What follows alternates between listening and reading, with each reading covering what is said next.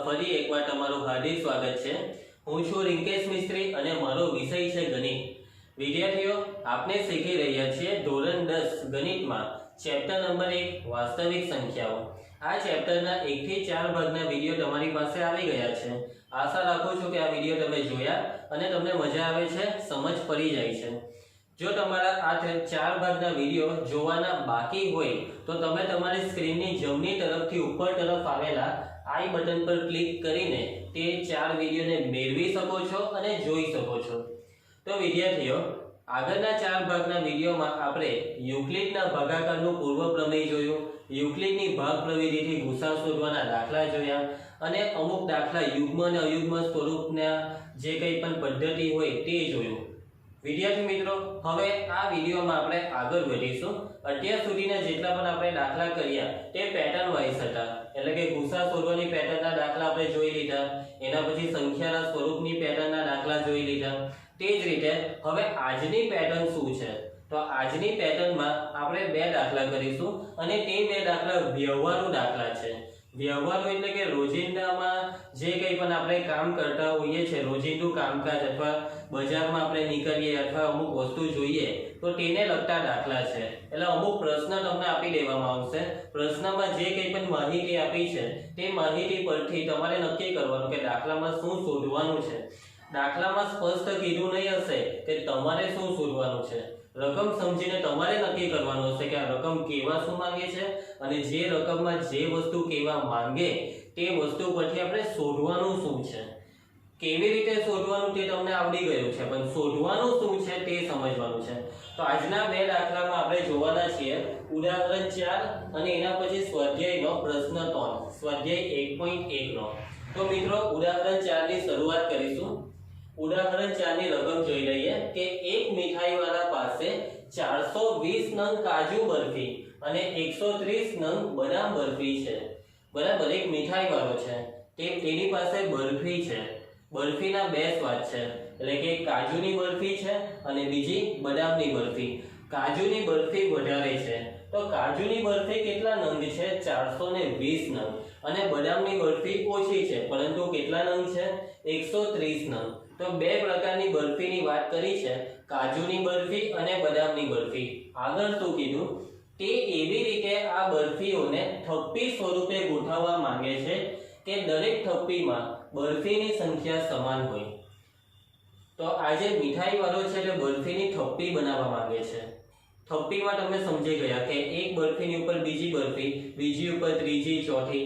હવે થપ્પીમાં કેટલી મીઠાઈ લેવાની તે નથી કીધી, તે જ આપણે શોધવાની છે। ઓકે મિત્રો, તો થપ્પીમાં કેટલી મીઠાઈ લેવાની તે કીધી નથી, પરંતુ થપ્પી કેવી રીતે બનાવવાની તે કીધી કે જે થપ્પી બનાવવાની છે તો દરેક થપ્પીમાં બરફીની સંખ્યા સમાન હોય। એટલે કે તમે પહેલી થપ્પીમાં 10 મીઠાઈ રાખી છે તો બીજી થપ્પીમાં પણ 10 જ મીઠાઈ રાખવી પડે, ત્રીજીમાં પણ 10। જો તમે પહેલી થપ્પીમાં 15 મીઠાઈ રાખી હોય તો બીજી થપ્પીમાં કેટલી મીઠાઈ આવવી જોઈએ? 15 જ આવવી જોઈએ, ત્રીજીમાં પણ 15। એટલે કે થપ્પીમાં મીઠાઈની વધઘટ થવી જોઈએ નહીં, એક આંકડો જે હોય તે ફિક્સ રહેવો જોઈએ। બરાબર, હવે તમારે જે મીઠાઈ ગોઠવવાની છે દરેક થપ્પીમાં સમાન સંખ્યામાં, તો તમારે મગજ એવું દોરાવવાનું કે હું આ જે મીઠાઈ છે, આ કાજુની 420 અને બદામની 130, તે મીઠાઈના એવા તો કેવા ભાગ કરું કે દરેકે દરેક થપ્પીમાં સરખી સંખ્યામાં મીઠાઈ વહેંચાઈ જાય। હવે તમે એમ વિચારો કે ચાલો 50-50 ની થપ્પી બનાવી, આપણે એક ઉદાહરણ લઉં છું કે 50-50 ની થપ્પી બનાવીએ તો ચાલી જાય? નહીં ચાલે। કેમ? જો બદામની બરફી 130 છે તો પહેલી 50 બરફી, બીજી 50, એટલે 100 બદામની બરફી થઈ ગઈ। તો ત્રીજી થપ્પી બનાવવા જાવ તો એમાં 50 ની જગ્યાએ 30 જ બરફી આવે। પછી એ 30 ની ઉપર કાજુની 20 ન મુકાય, કેમ કે કાજુની બરફીને સેપરેટ થપ્પી બનાવવાની છે અને બદામની બરફીની પણ સેપરેટ થપ્પી બનાવવાની છે। આ વસ્તુ ધ્યાનમાં રાખજો। એટલે કે 50-50 ની થપ્પી નહીં બને તો થપ્પી કેટલાની બને? થોડી ઘણી તમને આઈડિયા આવતી હશે કે 10 ની થપ્પી બનાવે તો ચાલે, 10-10 માં સેટ થઈ જાય, 5-5 માં પણ તમે ધારો તો સેટ કરી શકો। બરાબર, એટલે અહીં આપણે કોમન સેન્સ એવી દોરે કે 420 અને 130 બંનેને જે સંખ્યા વડે ભાગી શકાતી હોય તેવી સંખ્યા, તે આંકડો એ થપ્પીમાં વિભાજિત કરી શકાય છે। તો તમે આ બંનેને 10 વડે ભાગી શકો છો તો 10-10 ની થપ્પી તમે બનાવી શકો। 10-10 ની થપ્પી બનાવશો તો કાજુની બરફીની 42 થપ્પી બનશે અને બદામની બરફીની 13 થપ્પી અને દરેક થપ્પીમાં 10-10 મીઠાઈ આવી પણ જશે. સમજ પડે છે મિત્રો?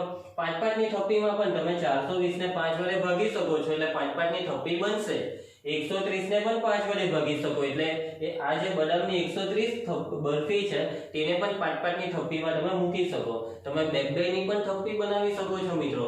ઓકે, તો વિદ્યાર્થીઓ તમને આટલી વસ્તુ સમજ પડી ગઈ. હજી રકમ આપણી વાંચવાની બાકી છે. હજી આગળની શરત એવી છે કે તાસકમાં ઓછામાં ઓછી જગ્યા રોકે. તાસક એટલે શું? તો એક શુદ્ધ ગુજરાતી શબ્દની વાત કરી છે. તાસક એટલે મીઠાઈ મૂકવાનું વાસણ, બરાબર? મીઠાઈ મૂકવાની પ્લેટ. તમે મીઠાઈ વાળાની દુકાને ગયા હશો તો એ મીઠાઈ વાળો જે પ્લેટમાં એની મીઠાઈ મૂકતો હોય તે પ્લેટને તાસક કહેવાય. બહુ મોટી પ્લેટ આવે, બરાબર? તો જો અહીં મેં તમને એક એક્ઝામ્પલ તરીકે આ એક પ્લેટ દોરી છે, બરાબર? આ જે બ્લેક માર્કરથી જે પ્લેટ દોરેલું છે તેને પ્લેટ સમજો. એક્ઝેક્ટ એવી પ્લેટ તો નહીં આવે મીઠાઈ વાળાની દુકાને, પરંતુ મેં તમને સમજાવવાનો પ્રયત્ન કરી રહ્યો છું કે આ એક પ્લેટ છે. હવે આ જે પ્લેટ છે તેમાં તમને બ્લુ કલરના જે રાઉન્ડ શેપ દેખાય છે તેને કાજુની બરફી સમજી લેવો અને આ જે રેડ કલરના રાઉન્ડ શેપ દેખાય છે તેને બદામની બરફી સમજી લેવો. ટેમ્પરરી આપણે આ રીતે સમજવાનો પ્રયત્ન કરી રહ્યા છીએ. મેં માહિતી દર્શાવી દીધી છે કે કાજુની 420 બરફી છે અને આમ બદામની બરફીની 130 છે. તો આ થપ્પી દર્શાવે છે. આ જે રાઉન્ડ છે આ બ્લુ રાઉન્ડ તે કાજુની બરફીની થપ્પી દર્શાવે છે. થપ્પીમાં કેટલી મીઠાઈ છે એ હજી નક્કી નથી થયું, પરંતુ એક વસ્તુ નક્કી છે કે દરેક થપ્પીમાં સરખી સંખ્યામાં મીઠાઈ છે. હવે થપ્પી બનાવતી વખતે વસ્તુ એ યાદ રાખજો કે આ જે તાસક એટલે આ જે ડીશ છે, આ જે વાસણ છે તેમાં ઓછામાં ઓછી જગ્યા રોકાય. એટલે કે જગ્યા બને એટલી બચે એવો પ્રયત્ન કરો. તમે જે થપ્પી બનાવો ને તે થપ્પીમાં બને એટલી વધારે મીઠાઈ ગોઠવાતી હોય તો ગોઠવો. એવું કહેવા માંગે છે આ રકમમાં. જેટલી વધારે મીઠાઈ ગોઠવાતી હોય તો ગોઠવો. કોશિશ કરો કે બને એટલી વધારે મીઠાઈ ગોઠવી શકાય દરેક થપ્પીમાં. અને આ તમે જેટલી વધારે મીઠાઈ ગોઠવશો તેટલી આ તાસકમાં જગ્યા બચશે અને એ જગ્યાનો મીઠાઈ વાળાએ કંઈક બીજો ઉપયોગ કરવો હોય તો કરી શકે. એટલે કે શરત એવી છે કે થપ્પીમાં દરેક થપ્પીમાં સરખી સંખ્યામાં મીઠાઈ આવવી જોઈએ. થપ્પીમાં કાજુ અને બદામની બરફીને ગમે તેમ મિક્સ નથી કરવાની અને થપ્પીમાં જે થપ્પી બનાવો છો તે થપ્પી બને એટલી મોટી બનાવો. એટલે કે બને એટલી વધારે મીઠાઈને ઇન્ક્લુડ કરો. જેટલી વધારે મોટી થપ્પી બનશે તેટલી આમાં જગ્યા બચશે અને એટલે ઓછામાં ઓછી જગ્યા રોકાય. તો આઈ હોપ કે તમને રકમ સારી રીતે સમજ પડી ગઈ છે. તો છેલ્લે શોધવાનું શું કીધું છે કે આ હેતુ માટે દરેક થપ્પીમાં કેટલી સંખ્યામાં બરફી રાખવી જોઈએ. કેટલી બરફી રાખીએ દરેક થપ્પીમાં કે જેથી એ લોકોએ કીધું તે દરેક વસ્તુનું પાલન થાય. તો મેં તમને આ રકમ સમજાતી વખતે વચ્ચે કહી ગયો કે તમે 10-10 ની થપ્પી બનાવી શકો. સાચી વાત? કેમ કે તમે 420 ને 10 વડે ભાગી શકો એટલે 42 આવે. 130 ને 10 વડે ભાગો તો 13 જવાબ આવે. એટલે કે જો તમે 10-10 ની થપ્પી બનાવો તો થપ્પીમાં વધઘટ નહીં થશે. કાજુની બરફીની 42 થપ્પી બની જશે 10-10 ની અને બદામની બરફીની 13 થપ્પી બનશે 10-10 ની. એટલે ચાલે 10-10 ની થપ્પી ચાલે. તમે ધારો તો 5 ની પણ થપ્પી બનાવી શકશો. તો તમે 420 ને 5 વડે ભાગશો ને તો 84 જવાબ આવશે. ડબલ થઈ જાય, 42 ની ડબલ. બરાબર? મેં આ રીતે વિચાર્યું. તમે ભાગાકાર કરીને ચેક કરી જુઓ, આવશે 84. તે જ રીતે 130 ને 5 વડે ભાગો તો 26 થપ્પી બનશે અને એક થપ્પીમાં કેટલી મીઠાઈ આવશે? 5 મીઠાઈ. તમે બે-બેમાં પણ થપ્પીને વિભાજિત કરી શકો. પરંતુ વિદ્યાર્થી મિત્રો સમજો કે તમે 5-5 ની થપ્પી બનાવશો તે નહીં ચાલશે. કેમ કે જગ્યા વધારે રોકાઈ જશે, ડબલ જગ્યા રોકાઈ જાય. જ્યારે 10-10 ની થપ્પી બનાવશો તો અડધી જગ્યા બચી જશે. શું 10 કરતા કોઈ મોટો એવો આંકડો છે કે જે ચાલે? માની લો કે 20-20 ની થપ્પી બનાવીએ તો ચાલે. બસ તમારે ચેક કરી લેવાનું કે ભાગાકાર કરવાથી ભાગાકાર થાય કે નહીં, એટલું ચેક કરી લેવો અને ભાગાકારનો જવાબ કોઈ પૂર્ણાંક સંખ્યા ધન પૂર્ણાંક આવી જોઈએ. તો 420 ને તમે 20 વડે ભાગશો તો 21 આવશે, પરંતુ 130 ને તમે 20 વડે ભાગશો તો આ 13/2 નહીં થશે. એટલે કે પોઈન્ટમાં જવાબ આવે જે આપણને નથી જોઈતો. તો અહીં આપણને જવાબનું અનુમાન થઈ ગયું છે કે જવાબ આવવાનો છે 10. સાચી વાત મિત્રો? જવાબ અહીં કન્ફર્મ થાય છે 10. તો ગણતરી શું કરીએ? દાખલો ગણવાનો છે આપણે. આપણને જવાબ તો ખબર પડી ગઈ, એકદમ સરસ રીતે તમને સમજ પડી ગઈ કે આનો જવાબ છે 10 આપણા સવાલનો. પણ આ 10 છે શું તે સમજો. આ જવાબ 10 છે શું તે સમજો. તો એ જે 10 છે ને તો એ 420 ને 10 વડે ભાગી શકાય, 130 ને 10 વડે ભાગી શકાય. તો 10 એ 420 અને 130 બંનેનો સામાન્ય અવયવ છે. કયો અવયવ છે વિદ્યાર્થીઓ? સામાન્ય અવયવ છે. સામાન્ય એટલે કે બંનેમાં આવે તેવો અવયવ છે 10, કેમ કે બંનેને 10 વડે ભાગી શકાય. અને 420 અને 130 ના સામાન્ય અવયવમાં 10 તો છે, સાથે સાથે 5 પણ આવે, 2 પણ આવશે, 1 પણ આવશે. તો આ જે 10 જે છે સામાન્ય અવયવ તે સૌથી મોટો અવયવ છે. અને જેટલો તમે સામાન્ય અવયવમાં જેટલો મોટો અવયવ લેશો તેટલી તે થપ્પી તમારી આ જે ડીશ છે તેમાં ઓછામાં ઓછી જગ્યા રોકશે. એટલા માટે આપણે 10 ને સિલેક્ટ કર્યો. એટલે કે આ 10 એ સામાન્ય અવયવ છે અને જેટલા પણ સામાન્ય અવયવ છે તે બધામાં મોટામાં મોટો છે, એટલે કે ગુરુત્તમ છે. બરાબર, ગુરુત્તમ એટલે મોટામાં મોટો અને સામાન્ય અવયવ એટલે કે આ જે 10 છે તે છે ગુરુત્તમ સામાન્ય અવયવ. એટલે કે આપણે શોધવાનો છે ગુસા. શું શોધવાનો છે? ગુસા. આ જે બરફીની સંખ્યા છે તે બરફીની સંખ્યાનો ગુસાનો જવાબ એ માગેલા પ્રશ્નનો જવાબ બને છે. તો આઈ હોપ કે તમને સમજ પડે છે મારી વાત કે આ દાખલામાં આપણે ગુસા શોધવાનો છે. અને કેમ ગુસા જ શોધવાનો છે? કેમ કે રકમને મેં તમને સમજાવી તે પરથી આપણે એવું તારણ કાઢી શકીએ કે ગુસા એ આ રકમનો જવાબ છે. એટલે આપણે ગુસા શોધીશું. મિત્રો, આટલું મેં તમને ડિટેલમાં સમજાવ્યા પછી કદાચ હજી પણ તમને તકલીફ હોય તો એક શોર્ટકટ આપીશ તમને. બરાબર, એ શોર્ટકટ તમને પરીક્ષામાં કામ લાગશે. કદાચ તમને રકમ વાંચ્યા પછી ખબર ન પડે કે શું શોધીએ, ગુસા શોધીએ કે લસા, તો મારી શોર્ટકટ તમે એપ્લાય કરજો. તો શોર્ટકટ કંઈક એવી છે કે રકમમાં મહત્તમ શબ્દ હોય, ગુરુત્તમ શબ્દ હોય અથવા વધુમાં વધુ શબ્દ હોય. જો આ 3 શબ્દ આવે તો તમારે ગુસા શોધવાનો, યાદ રાખો. બરાબર મિત્રો, તમે તમારી નોટબુકમાં આ વસ્તુની નોંધ કરી શકો છો કે મહત્તમ, ગુરુત્તમ કે વધુમાં વધુ આ 3 માંથી કોઈ એક શબ્દ રકમમાં આવે તો ગુસા શોધવાનો. અને ન્યૂનતમ, લઘુત્તમ અથવા ઓછામાં ઓછું, જો આ 3 માંથી કોઈ એક શબ્દ આવે રકમમાં તો લસા શોધવાનો. સમજ પડશે મિત્રો? આ વસ્તુની નોંધ કરી રાખજો જો તમને તકલીફ પડે રકમ સમજવામાં. તો હવે તમારા મગજમાં પાછો એક સવાલ આવી ગયો હશે, બોલો 100% વિડિયો જોતી વખતે. અને એ સવાલ શું છે? તો રકમમાં શબ્દ ઓછામાં ઓછી આવો એક શબ્દ આવે છે અને ઓછામાં ઓછી એટલે તો લસા, એવું મેં તમને કીધું. તો આપણે આ દાખલામાં કેમ ગુસા શોધવાના? તો આ રકમ તમને કન્ફ્યુઝ કરી રહી છે. સમજો, આ રકમ તમને શું કરે છે? કન્ફ્યુઝ કરે છે, ડાયવર્ટ કરે છે. કેવી રીતે એ હું તમને સમજાવીશ, ધ્યાનથી સાંભળો. તો રકમમાં વાત કોની કરી છે? બરફીની. બરાબર, તાસકમાં ઓછામાં ઓછી જગ્યા રોકાવી જોઈએ, વાત સાચી. પરંતુ એ ઓછામાં ઓછી જગ્યા ક્યારે રોકાશે? તો જેટલી બરફીની થપ્પી મોટી બને ત્યારે. તો તમારો ટાર્ગેટ, એક્ચ્યુઅલ ટાર્ગેટ થપ્પી છે.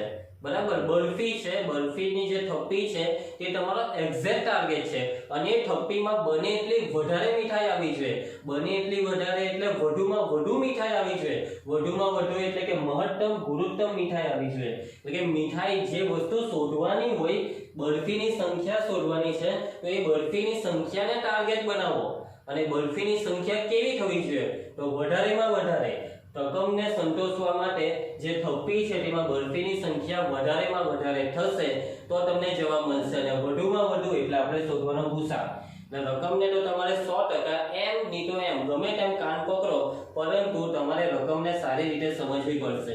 તો મિત્રો, તમને રકમમાં સમજ પડી ગઈ છે. તો હવે આપણે બિલકુલ સમય વેસ્ટ કર્યા વગર ફટાફટ આ દાખલો ગણતરી ચાલુ કરીએ. તો સૌથી પહેલા આપણે ડેટા લખીશું કે કાજુની બરફી કેટલી છે. તો કાજુની બરફી હવે તમને ખબર છે રકમમાં કીધી 420 નંગ. એના પછી બદામની બરફીની વાત છે. તો બદામની બરફી કેટલી છે? તો એ રકમમાં કેટલી કીધી છે? 130 નંગ. વિદ્યાર્થીઓ, હવે રકમમાં એક વસ્તુ આપણને ખબર કે ગુસા શોધવાનો છે.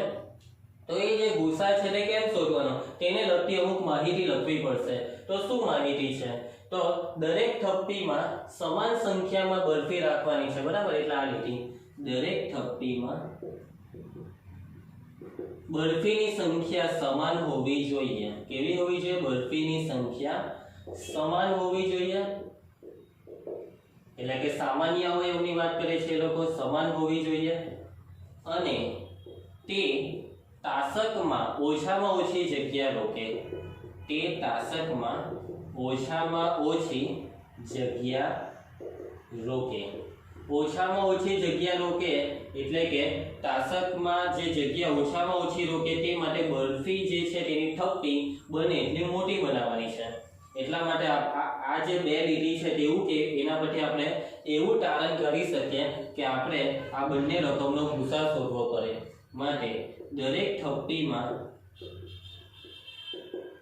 એક 420 અને 130 ના ભૂસા જેટલી બરફી ગોઠવવી પડે। મિત્રો સમજ પડે છે આ મેં કેવી રીતે લખું છું? બસ આપણે રકમનું વિશ્લેષણ કરીને શાબ્દિક લખાણ લખીએ છીએ। આ શાબ્દિક લખાણ કદાચ તમારું થોડું ઘણું અલગ ઉપર નીચે થાય તો ટેન્શન લેવાની જરૂર નથી। તો દરેક થપ્પીમાં 420 અને 130 ના ભૂસા જેટલી બરફી ગોઠવવી પડે એવું આપણે આ બે લીટી પરથી લખ્યું। તો ચાલો હવે ભૂસા શોધવાની શરૂઆત કરીશું। ભૂસા શોધતા તમને આવડે છે બરાબર। ભૂસા શોધવાની આપણી પાસે 3 મેથડ છે અને એ 3 મેથડમાં જો એક તો વ્યાખ્યાની રીત, એના પછી બીજી અવિભાજ્ય અવયવની રીત ને ત્રીજી યુક્લિડની ભાગ પ્રવિધિની રીત। તો આપણું જે ટોપિક ચાલે છે, જે સ્વાધ્યાય ચાલે છે, તે સ્વાધ્યાયમાં યુક્લિડની ભાગ પ્રવિધિ આપણે શીખ્યા। તો એની વધુ પ્રેક્ટિસ થાય તે માટે આપણે યુક્લિડની ભાગ પ્રવિધિની મદદ લઈશું। પરંતુ તમે એક્ઝામમાં કોઈ પણ મેથડ યુઝ કરી શકો છો, કેમ કે રકમમાં મેથડની વાત નથી કરવી કીધી એ લોકોએ। એટલે કે જો રકમમાં કોઈ પરફેક્ટ મેથડની વાત ન કરી હોય તો તમે તમારી ઈચ્છા પ્રમાણે કોઈ પણ મેથડ કરો, જવાબ સાચો આવવો જોઈએ અને મેથડમાં પ્રોપરલી સ્ટેપ બતાવવાના હોય છે। તો મેથડની ચિંતા નહીં કરતા, પરંતુ આપણે પ્રેક્ટિસ માટે કઈ મેથડ કરીશું? યુક્લિડની ભાગ પ્રવિધિ। તો ચાલો યુક્લિડની ભાગ પ્રવિધિ પરથી તો વિદ્યાર્થીઓ આપણે કોનો ભૂસા શોધીશું? 420 અને 130। તો યાદ કરો, આગળના વિડિયો તમે જોયા જ છે। તો મોટી રકમ કઈ આ બેમાં? તો 420। તો એને પ્રથમ લખો, એના બરાબર નાની રકમ છે 130 અને હવે શું કરીશું આપણે? 420 ને 130 વડે ભાગીશું બરાબર। તો 420 ભાગ્યા 130। વિદ્યાર્થીઓ ભાગાકાર કરતી વખતે આ શૂન્યને અત્યારે જરાક વાર માટે ભૂલી જાઓ। 13 અને 42 ને જુઓ તો 13 નો ઘડિયો તમને આવડવો જોઈએ। 13 એકા 13, 13 દુ 26, 13 તાલી 39, 13 ચોક 52। તો 52 એ 42 કરતા વધી જાય છે એટલે આપણે 3 વડે 13 તાલી 39 આ રીતે ભાગ ચલાવીએ। અને આ શૂન્યને ભૂલી નહીં જતા, થોડીક વાર માટે જ ખાલી જોવાનું નહીં હતું। તો આ જે 0 છે 130 ગુણ્યા 3 કરીએ તો 390 થશે મિત્રો। એટલે હવે આપણે આ બાદબાકી કરીએ તો આ 0 2 ની ઉપર 12, કેમ કે 9 ને બાદબાકી કરવા માટે આપણે દશક લેવો પડે 4 માંથી। તો 4 ની ઉપર આવશે 3, 12 માંથી 9 જાય તો 3 બચે અને 3 માંથી 3 જાય તો 0। હવે કઈ આગળ બાકી નથી નીચે ઉતારવા, તો આ ભાગાકાર કમ્પ્લીટ થાય। તો ભાગ પ્રવિધિ શું કહે કે આ 420 એના બરાબર આ 130 અને 3 નો ગુણાકાર અને એ ગુણાકારમાં શેષ 30 ને ઉમેરી દેવો। એટલે કે 130 ગુણ્યા 3 વત્તા શેષ કેટલી છે મિત્રો? 30। ચેક કરી લેવો એકવાર કે 130 ગુણ્યા 3 એટલે 13 તાલી 39 એટલે 390, 390 માં 30 ઉમેરીએ તો 420। તો સાચું પડે છે ને? હવે આપણે આગળ વધીએ। તો હવે મેં તમને સમજાવેલું તે પ્રમાણે નેક્સ્ટ સ્ટેપમાં બરાબર પછી કઈ સંખ્યા છે? 130 અને એકદમ છેલ્લે છે આ 30। તો આ બંનેને તમારે અહીં મૂકવાના છે। 130 ની એન્ટ્રી આ બાજુ મૂકી દેવો અને 30 ને આ 130 ની નીચે મૂકી દેવો। આ બંનેને ઉચકીને અહીં લાવવાના અને જે પ્રક્રિયા ઉપર કરી તે પ્રક્રિયા આ બે માટે કરવાની શરૂ કરો। તો 130 ને ભાગો 30 વડે, 130 ભાગ્યા 30। ચલો વિદ્યાર્થીઓ ભાગાકાર કરવા મારી મદદ કરો। તો કેટલાય ભાગ ચાલશે? તો શૂન્યને અત્યારે ભૂલી જાય તો 3 ચોક 12 ચાલે ને? તો 3 ચોક 12, પરંતુ પાછળ શૂન્ય આવશે ને, કેમ કે 30 ચોક 120। હવે બાદબાકી કરીશું તો 0 માંથી 0 જાય એટલે 0, 3 માંથી 2 જશે તો 1 અને 1 માંથી 1 જાય તો 0। ભાગ પ્રવિધિ શું કે યાદ કરો? તો 130 બરાબર 30 ગુણ્યા 4 અને એમાં શેષ કેટલી ઉમેરવાની? 10। 30 ગુણ્યા 4 વત્તા 10। તો અહીં ગુણાકારમાં 4 લખીશું અને શેષ 10। હવે શું કરીશું આપણે? તો હવે પાછી બે સંખ્યા, કઈ બે સંખ્યા? તો આ 30 ને અને 10 ને ચાલો આ બાજુ આવવા દેવો। તો 30 બરાબર 10। હવે તો તમને મોડે ખબર પડશે કે 10 ના ઘડિયામાં 30 આવી જાય છે। કેટલા? 10 એકા 10, 10 દુ 20, 10 ત્રાલી 30। એટલે કે 10 ગુણ્યા 3 કરીએ તો બેઠા 30 આવે। તો આનો અર્થ એવો કે શેષ 0 છે બરાબર 10 તારી 30, 30 માં 0 ઉમેરીએ તો 30 આવે ને. ઓકે મિત્રો, કદાચ તમને જૂની સમજ પડી હોય તો 30 અને 10 નો આ રીતે ભાગાકાર કરજો એટલે તમને સમજ પડી જશે. તો વિદ્યાર્થીઓ, મેં તમને કીધું હતું તે પ્રમાણે શેષ 0 આવે એટલે અટકી જવાનું. તો અટકી જઈએ, બરાબર, એટલે કે ભાગ પ્રવિધિમાં અટકી ગયા. હવે 0 ની ઉપર જે દેખાય છે તે છે 10 અને 10 છે આપણો જવાબ ગુસા. આપણે જે ગુસા શોધવા માંગીએ એટલે ગુસા કેટલા આવ્યો 10, એટલે કે આ દાખલાનો જવાબ છે 10 કે જે આપણને ખબર જ હતી. બરાબર ને, આપણે વાત કરી ગયેલા કે 10 એ જવાબ આવવાનો છે. તો મિત્રો બસ આપણે હવે છેલ્લે લખી દઈએ કે ગુસા આપણે કઈ બે રકમનો ગુસા શોધ્યો તો 420 અને 130 નો. તો ગુસા 420, 130 જે કેટલો આવે છે 10 આવે છે. તો આપણો જવાબ આવી ગયો. તો છેલ્લે આપણે જવાબનું વર્ણન કરી દેશું. વ્યવહારુ દાખલામાં છેલ્લે જવાબનું વર્ણન કરવું જરૂરી છે, નહીંતર તમારો અડધો માર્ક કાપી શકે છે. બરાબર, સપ્લિમેન્ટરી ચેકર બોર્ડની એક્ઝામ માટે આ વસ્તુ ભૂલતા નહીં. તો છેલ્લો જવાબ કેવી રીતે લખવાનો? તો રકમની છેલ્લી લીટીમાં જે શોધવા કીધું હોય તેમાં જે સંખ્યા છે તે 10 મૂકી દેવો. એટલે કે દરેક થપ્પીમાં કેટલી, તો કેટલીની જગ્યાએ 10. દરેક થપ્પીમાં આટલું શબ્દ કાઢી નાખો, 10 બરફી રાખવી જોઈએ. આમ દરેક થપ્પીમાં 10 બરફી રાખવી જોઈએ. તો વિદ્યાર્થીઓ, ખૂબ જ સહેલો દાખલો છે અને કદાચ પરીક્ષામાં પૂછાઈ પણ શકે તેવો દાખલો છે. અને પૂછાય તો તમને ખાલી આટલું ખબર પડી જાય કે દાખલામાં શું શોધવાનું, ગુસા કે લસા. બરાબર, તો 100% મારી ગેરંટી કે તમને આવડશે. ઓકે મિત્રો, તો આ દાખલાને ધ્યાનથી સમજી લેજો અને પછી તમારે જે ગણિતની નોટ બનાવી હોય તો તેમાં ઉતારી લેજો. હવે વિદ્યાર્થીઓ, આપણે કરીશું સ્વાધ્યાય 1.1 નો પ્રશ્ન 3. તો આજે પ્રશ્ન 3 છે કે મેં તમને શરૂઆતમાં કીધું તે પ્રમાણે આ વ્યવહારુ દાખલો છે અને આ પ્રશ્ન 3 હમણાં આપણે જે ઉદાહરણ જોયું સેમ એ રીતે છે. રકમને સમજવી પડશે, રકમમાં શું કીધું તે કેવી રીતે શોધાશે તે વસ્તુ સમજવી પડશે. તો રકમ જોઈશું આપણે. એક લશ્કરનું 616 સભ્યોનું જૂથ લશ્કરના બેન્ડના 32 સભ્યોની પાછળ કૂચ કરી રહ્યું છે. બરાબર, લશ્કરની વાત કરી. લશ્કર એટલે સિપાહી હોય, સૈનિક હોય. હવે એ જે લશ્કર છે તેમાં 616 સભ્ય છે. 616 સભ્યનું આખું જૂથ એટલે કે ગ્રુપ છે. હવે એ જે 616 સભ્ય છે તેને કરવાનું શું છે? તો બીજા 32 સભ્ય એવા છે કે જે બેન્ડ વાળા છે, બેન્ડ વગાડે. તો એ જે બેન્ડ વગાડવા વાળા 32 સભ્ય છે, તમને કૂચ એટલે ખ્યાલ હશે. તો તે 32 સભ્યની પાછળ પેલા 616 સભ્ય ગોઠવાઈ જાય છે અને કૂચ કરે છે.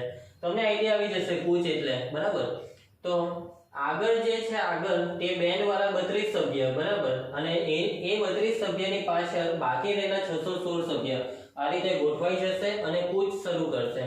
તો હવે આગળ શું કીધું છે હજી રકમમાં? તો બંને જૂથ સમાન સંખ્યાના સ્તંભોમાં કૂચ કરી રહ્યા છે. આ વસ્તુને સમજો. હવે બંને જૂથ એટલે કે આ 616 સભ્યનું જૂથ અને પેલા 32 સભ્યનું જૂથ એ સમાન સંખ્યાના સ્તંભમાં કૂચ કરી રહ્યા છે. સ્તંભ એટલે કે કોલમ, ઊભો પટ્ટો, એટલે કે પટ્ટો બનાવી લીધો ગોઠવાઈને. બરાબર, એટલે આ પટ્ટામાં અહીં પહેલો સૈનિક ઊભો રહી ગયો, એની થોડીક પાછળ બીજો સૈનિક, ત્રીજો સૈનિક.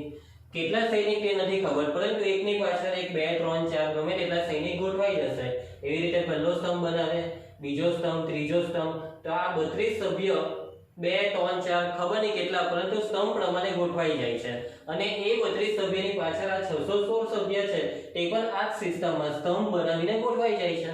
અને શરત શું કીધી કે સ્તંભમાં સભ્યની સંખ્યા કેવી હોવી જોઈએ? સમાન હોવી જોઈએ. બરાબર, સમાન સંખ્યાના સ્તંભ એટલે કે સૈનિકોની સંખ્યા સમાન હોવી જોઈએ, વ્યક્તિની સંખ્યા સમાન. એનો અર્થ એવો કે પહેલા સ્તંભમાં જો 10 સભ્ય હોય તો બીજા સ્તંભમાં પણ કેટલા? 10 જ. ત્રીજામાં પણ કેટલા? 10 જ. આ તો એક ઉદાહરણ કીધું 10 નું. અહીં જો તમે 10 ગોઠવવા જશો તો 10 10 20 20 ને 10 30 તો 2 બચે. તો 2 ના હારું ચોથો સ્તંભ કરે તે તો નહીં ચાલે, કારણ કે ચોથામાં 2, પહેલા 3 માં 10, ચોથામાં 2, એવું નહીં ચાલે ને. સમાન સંખ્યામાં એટલે કે 32 ને ભાગી શકાય તેવી કોઈ સંખ્યા. તો તમે 4 નો સેટ બનાવી શકો, 4 4 નો, 4 અથામ 32. તો પહેલામાં 4, બીજામાં 4, ત્રીજામાં 4, એવી રીતના 8 લીટી બને. અહીં તો એક્ઝામ્પલ તરીકે 3 ખાલી તમને સમજાવવા માટે મેં દોરી છે. બરાબર, 32 ની માની લો કે 4 ની જગ્યાએ 8 8 ની લીટી પાડીએ તો ચાલે કે નહીં? તો 8 ચોક 32. 32 ને ભાગી શકાય તેવી કોઈ સંખ્યા પ્રમાણે તમારે સૈનિકોને ગોઠવવાના. ઓકે, એ જ રીતે આ 616 માં બી એ જ પ્રોસેસ. હવે જો આ જે પહેલો સ્તંભ છે તેમાં તમે 4 ને ગોઠવ્યા તો એ 4 નો આંકડો ફિક્સ, પછી બધામાં 4 નીચે હોય કે ઉપર હોય બધામાં 4 રાખવા જ પડે, બરાબર। તો જો હું આમાં 4 રાખું તો આમાં બી 4 જ, એટલે આ 616 ને બી 4 વડે ભગાવવું જોઈએ।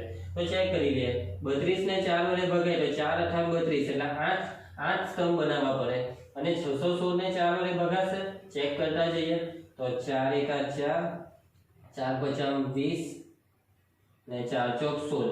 હા 4 વડે ભાગી શકાય છે 616 ને, અને એવું કરીએ તો 154 સ્તંભ બનાવવા પડે સૈનિકોના, અને દરેક સ્તંભમાં 4 4 4 4 સૈનિક હોય। પરંતુ શું 4 સિવાય કોઈ એવી બીજી મોટી સંખ્યા છે જેના વડે ભાગી શકાય? તો જો 4 કરતા મોટીમાં એકવાર 8 ને ટ્રાય કરી જોઈએ, તો 32 માં તો તરત ખબર પડી જાય, 8 × 4 = 32 ને 616 માં તો 616 / 8, તો ભાગાકાર કરીએ તો કેટલું આવશે વિદ્યાર્થીઓ? 8 × 7 = 56 થશે, 57 58 59 60 61, એટલે કે 6 બચે છે, 5 બચે છે, એટલે 5 ની પાછળ 6 લાગે એટલે 8 × 7 = 56। ઓકે, તો ભાગાકારનો જવાબ આવે છે 77, એટલે કે 77 સ્તંભ બનાવવા પડે। તો આપણે 8 નો સેટ બનાવીએ તો પણ આપણું કામ થઈ જશે, અને 8 ની જગ્યાએ હજી કેટલાનો સેટ બને જો બનાવવો હોય તો 16 નો બનાવવો પડે, ફરી છેલ્લે 16 × 32, તો 32 ને 16 વડે ભગાશે, બરાબર। 16 × 32 એટલે બે પટ્ટીમાં ગોઠવાઈ જાય, પરંતુ શું 616 ને 16 વડે ભગાશે? ભાગાકાર કરીને ચેક કરી લે, જરા મોટું છે તો આ રીતે ચેક કરીએ, 16 × 16 16 × 32 16 × 48 16 × 4 64 વધી ગયા, એટલે કે 16 × 48, 1 ની ઉપર 11 અને 6 ની ઉપર 5, 11 માંથી 8 જાય તો કેટલા બચશે?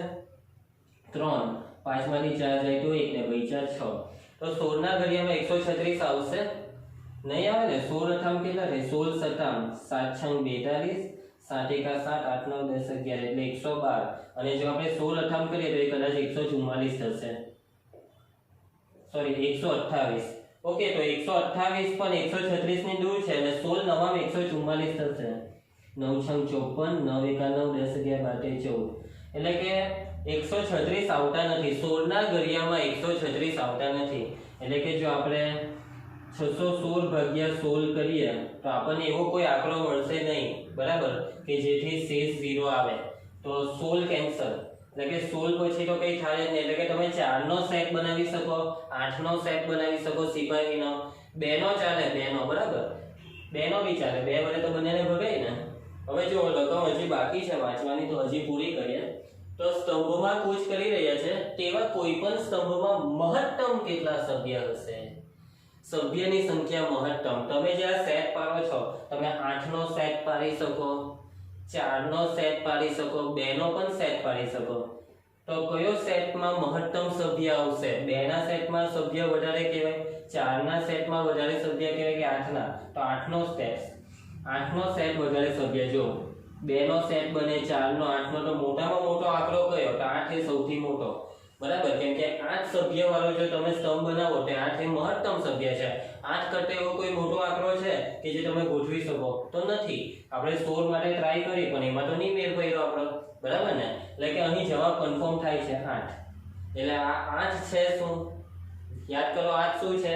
8 વડે બંનેને ભાગી શકાય છે, 32 અને 616, તો 8 એ 32 અને 616 બંનેનો સામાન્ય અવયવ છે, અને સામાન્ય અવયવ તો છે જ, અને 32 અને 616 ના સામાન્ય જેટલા પણ અવયવ હોય એ બધા અવયવમાં 8 એ મોટામાં મોટો, એટલે કે ગુરુત્તમ છે, એટલે કે આ જે જવાબ 8 છે તે 32 અને 616 નો ગુસા છે, એટલે આ દાખલામાં પણ આપણે ગુસા શોધવાનો છે।